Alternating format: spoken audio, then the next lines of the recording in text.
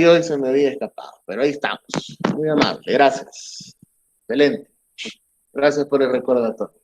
Entonces, como les digo, no es tan frecuente pues enviar este tipo de productos, ¿verdad? O materias primas vía aérea. Por eso mismo tomamos como referencia pues estos dos tipos de modalidad. Por otra parte, ¿verdad? Hablamos ya de justamente los contenedores que les decía, ¿verdad? Que pueden utilizarse vía marítima. Tenemos en pantalla uno de 20 pies, que si bien es cierto, ustedes no van a ser propietarios del cajón como tal, de estos son los propietarios de las navieras, ¿verdad? Y son los agentes de carga que se encargan, ¿verdad? De contactarlos para que ustedes puedan mover el producto. Por ahí sería importante pues seguir ya la misma línea que hemos conversado, ¿verdad? De las pallets, ¿sí? Lo conversamos que lo más usual o lo más común en su sentido son pallets de madera, ¿verdad? Y es importante cuidar la estiva, es decir, ¿qué es la estiva? ¿Qué tantas paletas con producto, ¿verdad? Terminado, materia prima, sobre la paleta puedo apilar, ¿sí? Sobre otra. ¿Ya? Por ahí se recomienda, por cuestiones de manipulación de materiales, que no pueda superar los 2 metros. Al final, acuérdense que la carga tiene un centro de gravedad y entre más alta es, pues puede llegar a tener un problema que pues, pueda caerse, ¿verdad? En su tránsito o trayecto. Por ahí, o la vía más común, ¿verdad? Para el tema de la exportación, como les digo, del grano, es por medio de contenedores graneleros, ¿verdad? O por sacos, ¿sí? Eh, Respetando pues la normativa de señalización, ¿verdad? O de marcado de los sacos y también el peso por cada uno de ellos. Si bien es cierto, como les digo, el tema de vender a granel tiende a ser o pasa a ser una opción bastante importante, ¿verdad? Para industrias de gran volumen, ¿verdad? Y vemos en pantalla cómo pues, son los equipos, ¿verdad? Que se utilizan por ahí para granos en general, ¿verdad? Vemos las características, aquí les puse la longitud, ¿verdad? La altura, la capacidad, estamos hablando de 128 metros cúbicos, cuál es el peso del equipo con carga y sin carga y demás, ¿verdad? Y son equipos que sin duda pues facilitan la carga y descarga del producto de repente a un barco, ¿verdad? Que tenga cinchas o bandas transportadoras que puedan ir a depositarlo a un contenedor de granos. Por aquí vemos también eh, consideraciones generales, ¿verdad? Que debemos tomar en cuenta para la estiva del grano de cacao. Como vemos, no sobrepasar la capacidad máxima del contenedor o del equipo que estoy utilizando.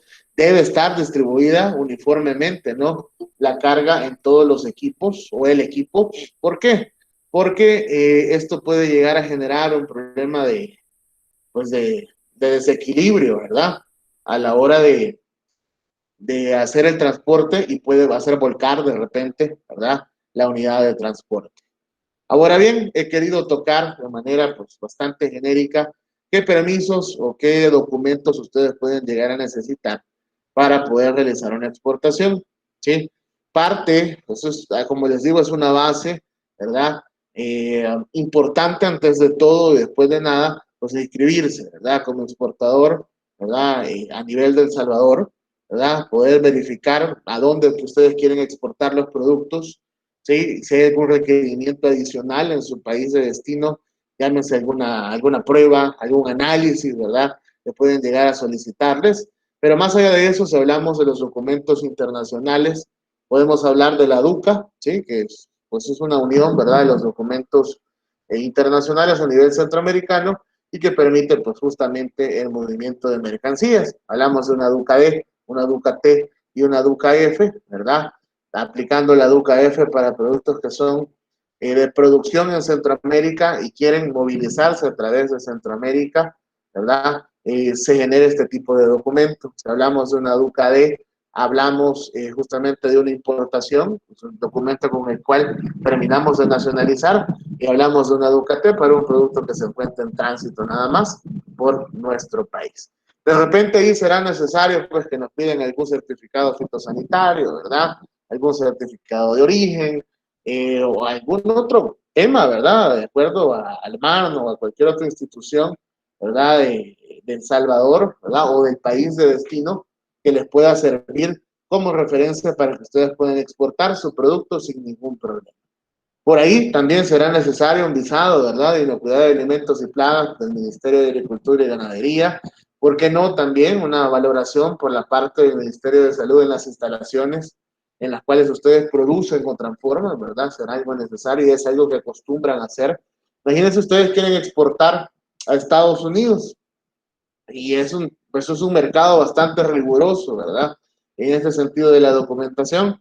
En ese sentido, pues habrá que buscar, ¿verdad?, cualquier documento que me respalde que yo pueda llegar, ¿verdad?, a esa nación sin ningún problema con mi producto, respetando, por ejemplo, el tema de fumigación de los pallets, ¿verdad? Que puede, eso es muy, muy importante y se les pone un sellito, ¿verdad? Eh, a calor, ¿verdad? Por la gente de Loinsa. Por ahí, terminando, pues tenemos los documentos fijos que son no negociables para una importación, ¿sí? Tenemos un manifiesto de carga, una carta de porte, ¿verdad? En el caso pues sea un movimiento terrestre o un Bill of Landing, que es conocido también como BL, ¿verdad? Ese es un movimiento marítimo. Y hablamos como por ejemplo de otros documentos como la declaración de valor de aduana, ¿verdad? O si de repente ustedes están vendiendo el crédito, tienen que emitir una carta de crédito que va adjuntado, ¿verdad?, a los documentos internacionales. Y ustedes me dicen, mire, pero yo no soy experto en eso. No se preocupen, que mucho o la mayoría de estos documentos, sí, los ayuda, los apoya un freight forwarder, un agente de carga, ¿verdad? El concepto ya lo mencionaba don Víctor, si no me equivoco, en una de las sesiones, y son ellos quienes lógicamente les van a cobrar, ¿verdad?, por este ejercicio. Y no les vamos a hacer propaganda ahorita, ¿verdad? Pero hay varios, ¿sí? Que son el nexo entre un contratista de transporte terrestre o un contratista de transporte marítimo que los va a permitir pues llegar, ¿verdad?, o llevar el producto hacia destino. Usualmente lo único que ustedes tendrán que emitir será una factura comercial, ¿verdad? Con varias copias, sin duda alguna, y alguna lista de empaque que refleje, ¿verdad?, las características de la carga que ustedes están exportando. Sin duda, este es un tema bastante técnico, ¿verdad? Y podríamos hablar horas de acuerdo a cuáles pueden ser los requerimientos, pero sí les dejo ahí la semillita sembrada, ¿verdad? Para que ya tengan al menos un marco referencial. Y miren, importante, si ustedes quieren terminar de empaparse, no les puse el link, pero hay una página súper, súper buena. Denme un segundo, la voy a buscar acá eh, para darles al menos el nombre. Se llama trámites.gov.sb. ¿Sí? Esa página no solamente me dice, mira, Juan, si tú querés de repente exportar, estos son los requisitos a nivel documental y tenés que acercarte a esta institución. Y me lo dicen, miren, hasta cuál es el paso 1, el paso 2, el paso 3, el paso 4. Me ponen una foto del documento que tengo que presentar, cuánto dura el trámite y así, o sea, es súper detallado. Tenemos en este portal, ¿verdad? Que vuelvo y repito, se llama trámites.gov.sb. Tenemos los pasos de repente para crear una empresa, cuáles son las obligaciones patronales de una empresa, cuáles autorizaciones municipales yo necesito, cómo puedo registrar mi capital, cuáles son las obligaciones laborales, cuáles son mis obligaciones tributarias, cómo debo manejar mis bienes y raíces, cómo debo manejar mi tema de propiedad intelectual. Miren, es un desglose de información que podemos pasar horas, ¿verdad? Buscándolo y analizándolo. Así que les dejo el dato para que lo tengan como referencia por cualquier duda o consulta, ¿verdad?, a nivel gubernamental. Ahora bien, tenemos como parte de las reglas, ¿verdad?, del comercio internacional, tenemos a los Incoterms, ¿sí?, que son pues acuerdos que se realizan, ¿verdad? Son los términos de comercio internacional que se pues logran ponerse de acuerdo entre un comprador y un vendedor, ¿sí? ¿Por qué son importantes? Porque aquí no hay tales que, mira, fíjate que yo, como me explicaste en inglés y yo no sé muy bien inglés, no te entendí cuál era mi obligación o cuál era tu obligación de pagar, hasta qué momento, o sea, hacerte responsable de la carga, así que yo me desligo de toda responsabilidad. Al final, cuando le dicen a alguien, mira, yo te voy a vender FOB, yo te voy a vender SIF, yo te voy a vender exports, es un lenguaje global, ¿sí? Por eso es importante que ustedes los conozcan si de repente no los han manejado. Buscan o sirven para evitar malos entendidos, ¿verdad? Establecen, ¿sí? De cierta forma las obligaciones de cada una de las partes, ¿sí? Se pueden integrar a nivel contractual, ¿verdad? Eso es importante y en el derecho internacional ahí don José Antonio pues nos podrá dar cátedra, ¿verdad? De todo esto y es importante que pues dejar todo por escrito, ¿verdad? Eso es más que obvio, ¿verdad? Para no dar pie a ningún tema de omisión voluntaria, ¿verdad? De alguna de las partes. También es importante también presente, ¿verdad?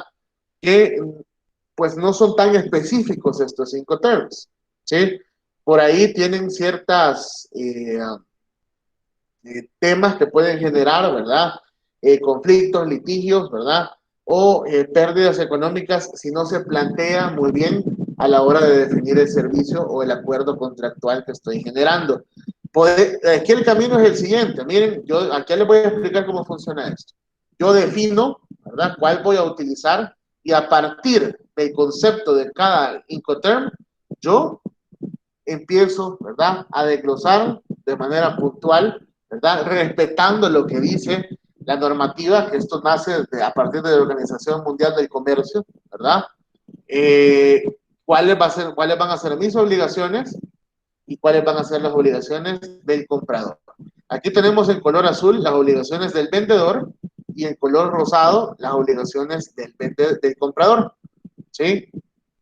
Si ustedes en algún momento me dicen, mira, yo no conozco nada de esto y yo no me quiero complicar, además de que sé y comprendo que va a ser un costo adicional para mí, ¿ok? Entonces yo lo que les recomendaría es que vendan Xworks. ¿Qué es Xworks? Miren, ustedes nada más le dicen, señor comprador, aquí está mi factura, ¿sí? Con el que usted va a poder sacar el producto del país y la responsabilidad para donde quiera llevar la carga es totalmente suya. Usted ya no se mete en absolutamente nada. Lógicamente, conforme van cambiando, ¿verdad? Las responsabilidades o el Incoterm a utilizar van cambiando, pues lo que debe realizar el vendedor como el comprador. Por ejemplo, si quisiéramos vender FOB, ustedes tienen la obligación de llevarle, ya sea la materia prima o el producto terminado, hasta el puerto de carga, ¿sí? Hasta Cajutla tendrían que ustedes coordinar el transporte para ir a dejarle los sacos o el producto terminado. Si de repente quisieran vender DAP, que significa Delivered at Place, ustedes tienen que incluir en el gasto del transporte a nivel nacional, tienen que incluir en el tema de la movilización de la carga en puerto, tienen que incluir en el flete internacional, en el seguro, que se va a ir lógicamente por vía marítima, ¿sí? Tienen que incluir en los gastos de desabanaje en puerto, tienen que incluir en los gastos de transporte internacional para llegar del puerto, ¿sí?, a una aduana, si es que no se realizó en el puerto el trámite, y de ahí en el transporte para llegar hasta el cliente. Todo eso, si ustedes no lo contemplaron en su precio de venta, señores, están perdidos, ¿sí? Entonces, por eso, miren cómo aquí el cliente solamente espera a que le llegue la carga a su destino, sin mover un dedo, y lógicamente pues le va a costar un poquito más, ¿verdad? Porque ustedes van a hacer todos los movimientos y van a tener que trasladárselos a él. No sé si alguien tiene alguna duda, comentario que quisiera hacer. No, solamente que el Xworks es lo opuesto de la DDP y el DAP. Uno es para el comprador y el otro es para el vendedor, ¿verdad? Entonces uno solamente, por ejemplo, en el Xworks, uno lo pone en el puerto, quiero decir, y ahí se lo llevan, es responsabilidad total del comprador, al contrario del último que acaba de presentar el DDP, que es todo es responsabilidad de uno y el comprador solamente lo espera en el puerto ya con todos los gastos pagados de aduana y todo, ¿verdad? Sí, exactamente. Entonces, ahí don José Antonio pues nos podrá confirmar, ¿verdad?, la importancia de a la hora de realizar la negociación, ¿verdad?, y que a nivel documental se refleje el Incoterm que hemos decidido, ¿verdad? para que no hayan malos entendidos y que todos estén al tanto desde cuándo pues comienza a ser mi responsabilidad la carga, ¿verdad? Eso es sumamente importante. No sé si alguien más tiene alguna duda, comentario, algo que no haya quedado claro. Yo quisiera saber, ingeniero, con su experiencia, como cuánto andan los costos del DDP al producto de la materia prima, por decir, digamos, tipo que se envíe un cacao, ¿verdad? A otros países. Como Mire, cuánto andan estos porcentajes casi siempre, que algo por la experiencia suya, ¿verdad? Que depende del país, ¿sí? Depende hablamos de Centroamérica, Estados Unidos, ¿verdad? Aquí en nuestro... Mire, por ejemplo, le puedo mencionar que un contenedor de 20 pies saliendo de Estados Unidos, solo de flete, ¿sí? Sí. Al Salvador pueden ser de $2,600 a $3,200 por ahí, ¿sí? Okay. Uno de 40 pies puede ser de $3,800 a $4,000. Ojo, pero solo estoy hablando del flete, o sea, de lo que me cobran solo por salir del puerto de Miami a llegar hasta puerto de Acajutla. De ahí, ¿cuánto pueden representar los gastos pues, del import, ¿verdad? Como tal, tanto un transporte en destino, en origen, perdón, como un transporte en destino, puede sumarle quizás, no debería ser, eso sí lo aclaro, sí, ojo, eso es súper importante y lo vamos a ver al final, entre el flete y el seguro y todos los costos involucrados, lo que se recomienda es que no sea un porcentaje respecto al valor de la factura mayor entre un 15 y un 20%. Desde ahí le estoy dando un parámetro importante. Ok, perfecto. ¿Sí? Y por ahí vemos que de repente todos los costos me representan un 40-50% del valor de la factura. Es ahí donde yo en lugar de ganar, pierdo. Ok, ¿verdad? excelente. Ok. Gracias. Ok. También tiene que ver, Adelante, el estivaje depende del puerto en los Estados Unidos. Por ejemplo, el estivaje en Miami y en Seattle y ¿cómo se llama? En San Diego es cero, ¿verdad? El estivaje, pero si usted lo pone en otro lugar, le cobran un porcentaje de la carga, del valor del producto, por estivaje, sí. por estivado, ¿verdad? Sí, ahí fíjese que tiene mucho que ver, y creo que lo mencionaba, si no lo he mencionado, ahorita lo mencionamos, ¿verdad? Las características de la carga. De repente puede pesar mucho y me cobran por peso, ¿verdad? O de repente puede pesar poco, pero tiene mucho volumen. Entonces, como es un costo de oportunidad, el hecho de transportar para una agencia de carga, para un avión, para un barco, para un transporte terrestre, transportar un gran volumen, pero de bajo peso, ¿sí? Me cobran por ese espacio que están dejando de utilizar o aprovechar, ¿sí? Con mi carga. Entonces, es bastante interesante todo esto, ¿verdad? Tiene diferentes caminos, diferentes cuestiones técnicas que al final pues uno las va conociendo y las va comprendiendo un poco más. Sin duda alguna, pues es algo que ustedes, si toman a bien exportar, deberán conocer, ¿verdad? Y si no, pues buscar a alguien que sí lo conozca de manera súper bien, ¿verdad? O puntual, para que los acompañe en el camino. ¿Ok? Entonces, ingeniero, una consulta. Entonces sería, digamos, si uno compra, sería bueno hacer un DDP, que se lo lleven a su bodega. Sí, pero tenga por seguro que le va a costar bastante más de lo que le podría haber costado de repente si usted se toma bien, pues hacer, por ejemplo, un FOB, ¿verdad? Que se lo ponen al lado del buque, o porque no podría ser un SIF, ¿sí? También, ¿verdad? Eso sí va a tener mucho impacto con el precio, eso sí se lo aseguro, ¿sí? Listo. Gracias. Igual esto aplica en todo el mundo, ¿no? Si ustedes lo llaman allá de Europa y les dicen, mira, necesito que me envíes tanto saco, ¿verdad? La misma negociación va a ser porque son términos a nivel global, ¿verdad? Eso es un lenguaje, pues, que se maneja en todos los países.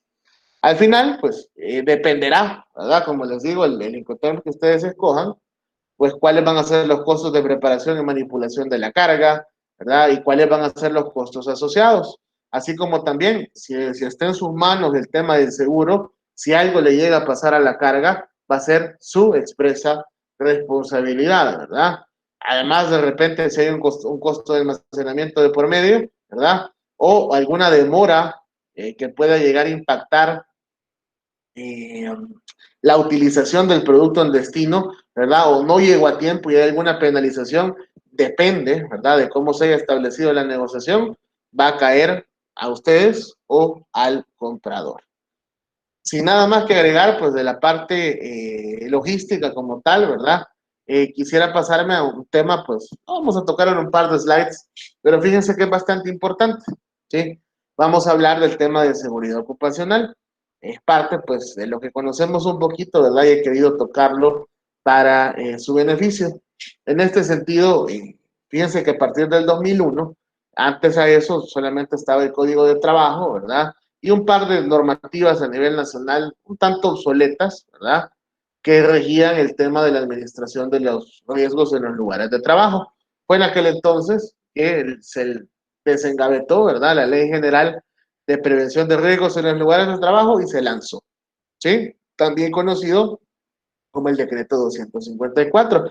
Imagínense cuánto tiempo fue desde que se lanzó hasta que comenzó a tener auge, ¿sí?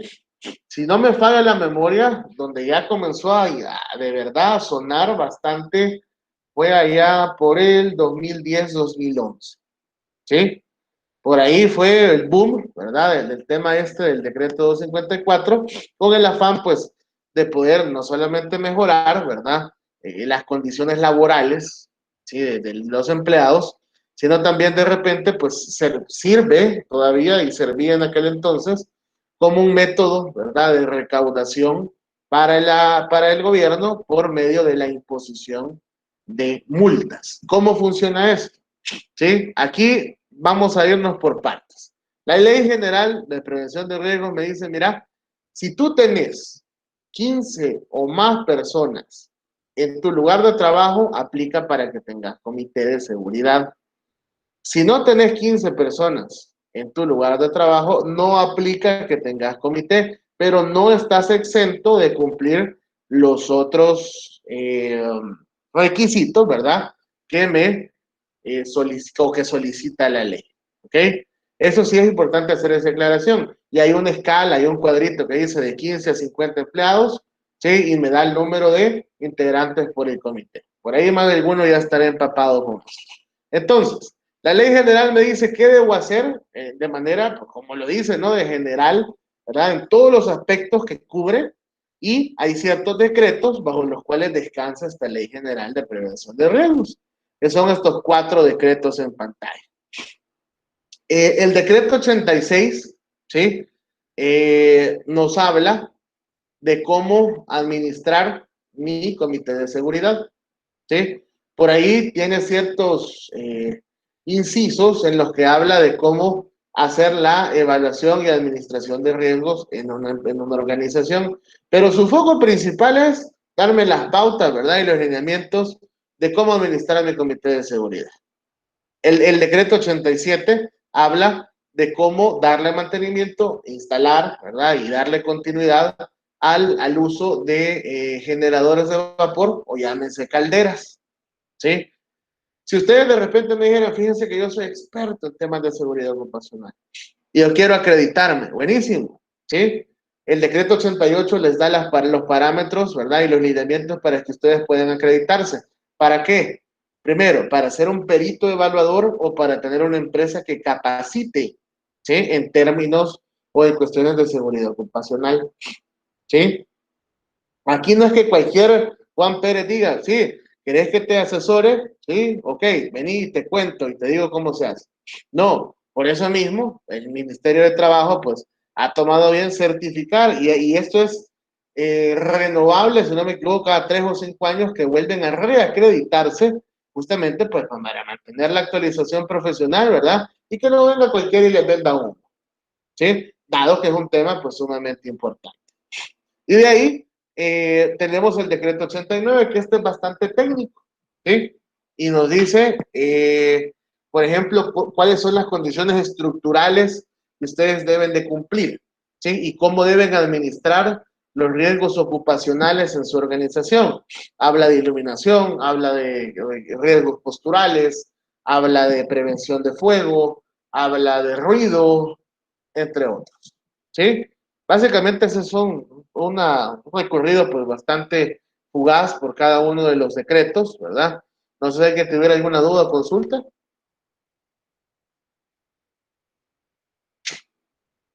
No.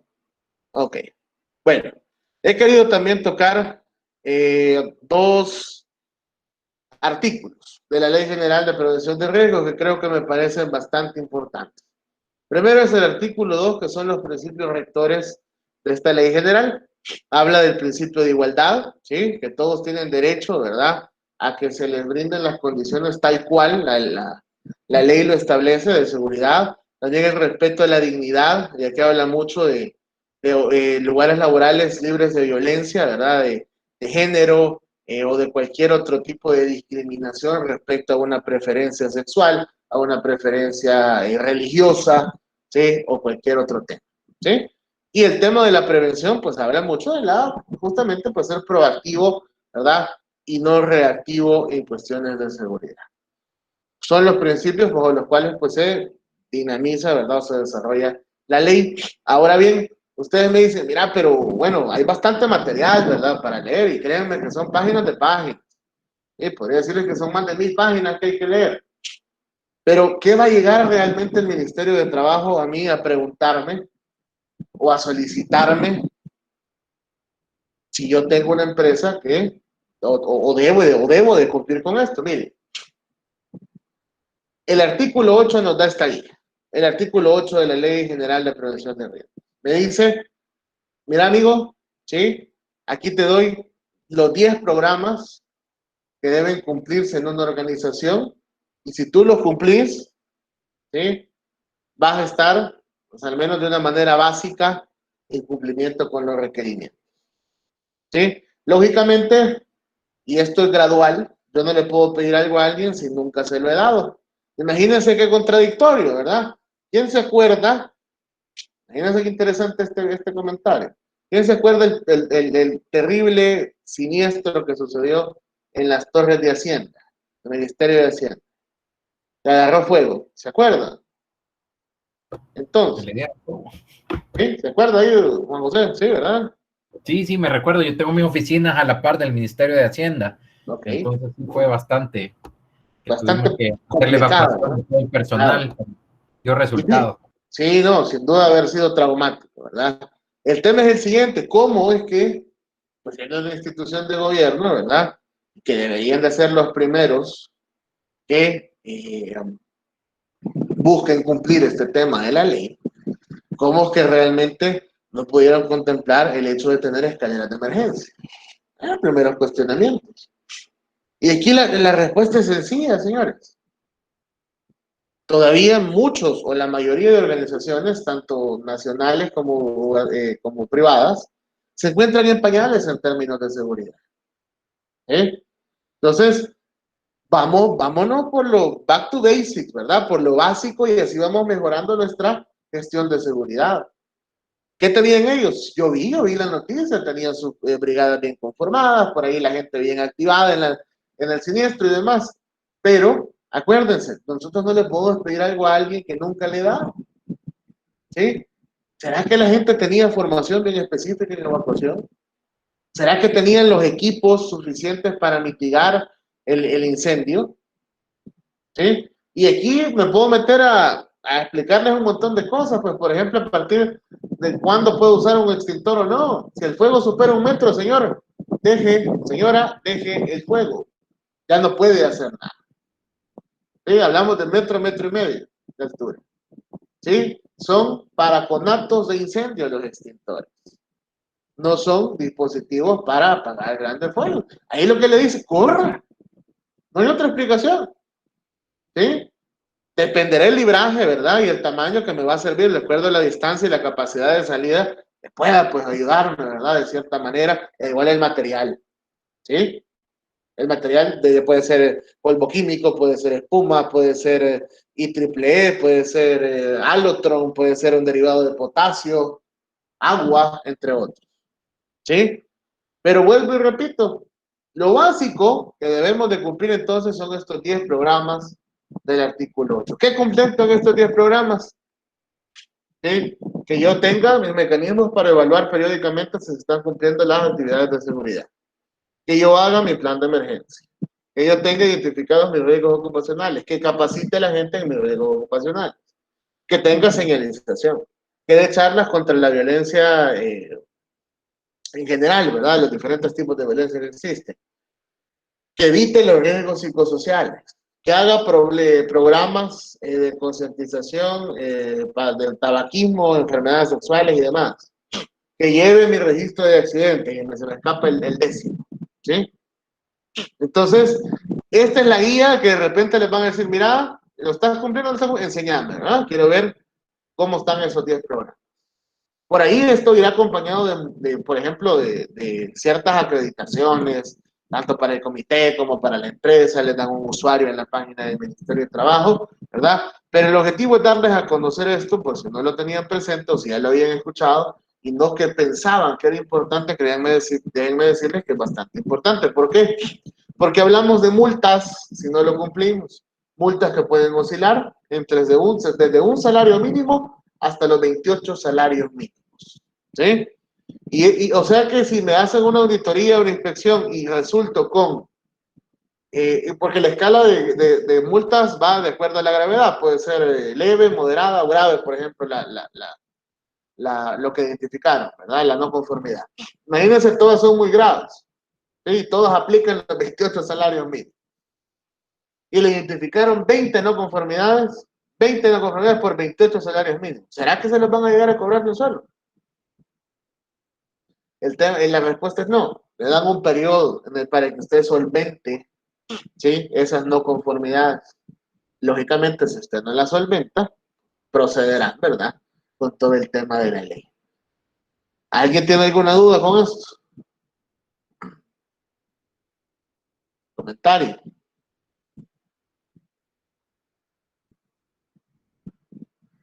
Sí me escuchan ahí confirmando, ¿verdad? Por mí, Todo claro, gracias. Ok, listo. Excelente. Vamos a ver. Nos quedan 7 minutos y vamos al receso. Miren, ya pasando un poquito, pues, imagínense, quiero que contemplen, ¿verdad? Y comprendan que hemos ido gradualmente, ¿no? Comenzamos a hablar el tema, pues, en general de la operación, conversamos acerca de la oportunidad que tiene el cacao, ahí nos pasamos a la demanda, después a la gestión de compras, después al tema de las compras, ejecución como tal, hemos hablado del inventario, del almacenamiento, y ahora, pues, que ya recorrimos toda la cadena de suministro, ¿verdad? Ya pasamos por la distribución, ¿verdad? Y la exportación. Ahora nos toca hablar del cliente, ¿sí? Al final, es para quien nosotros nos debemos, ¿verdad? Ese servicio al cliente que esperamos dar, sin duda alguna, va a ir apalancado, va a ir sustentado por diferentes estrategias, actividades que nosotros realicemos a nivel de la organización.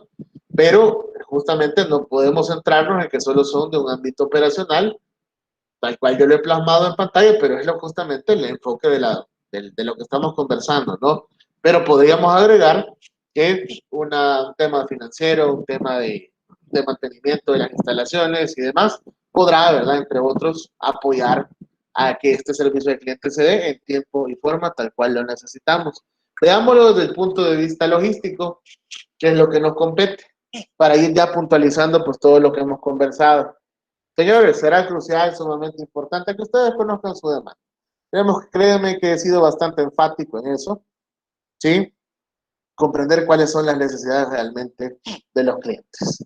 También llevar una planificación de los recursos en general, ¿verdad? Llevar una buena gestión de mis compras, insumos o materia prima, así como también de mis inventarios, ¿sí?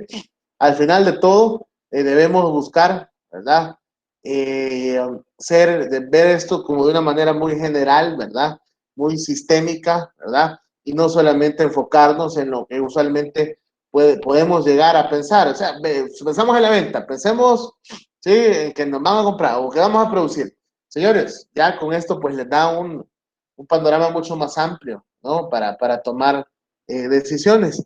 Podemos segmentar todas estas actividades que nosotros vamos a realizar de acuerdo a niveles, ¿sí?, tanto a nivel estratégico, ¿verdad?, mi directriz, mi hoja de ruta, y por la parte de lo táctico, cómo lo voy a desarrollar o cómo lo voy a implementar, y así ir bajando en la organización. Acuérdense, será muy importante, pues, cómo dar a conocer o dar a entender las ideas, ¿sí?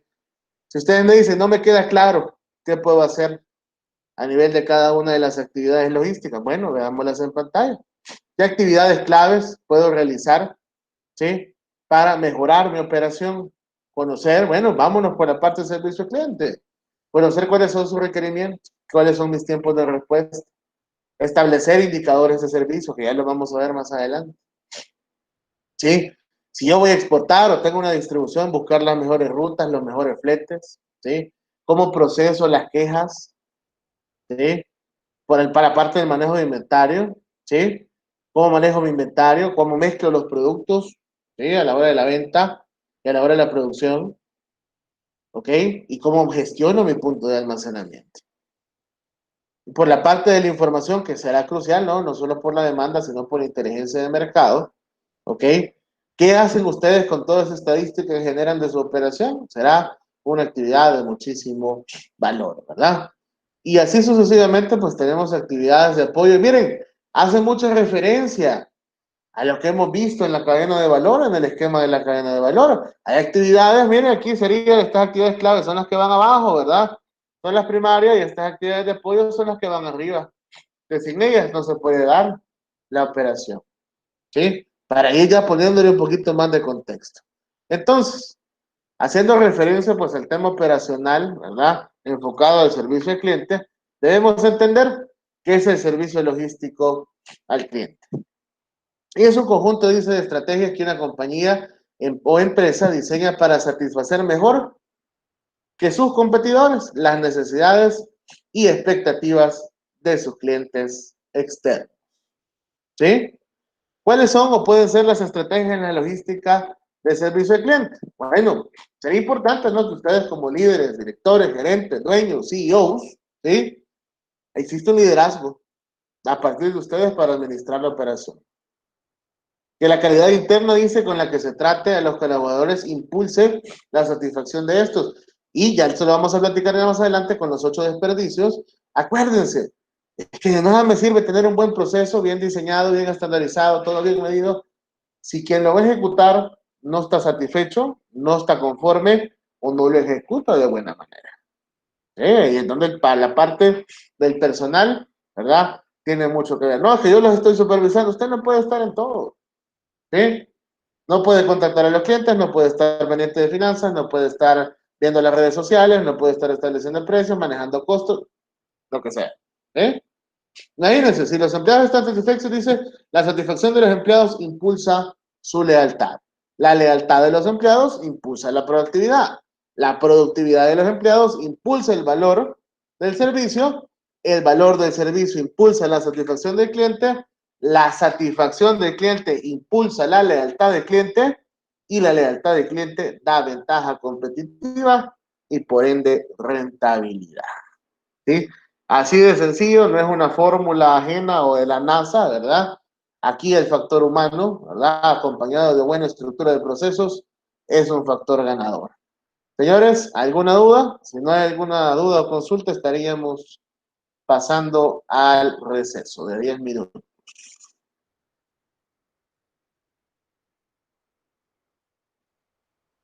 Bueno, regresamos entonces a las 7:10. Muchas gracias. Gracias, ingeniero. Estamos pendientes. Okay. Gracias.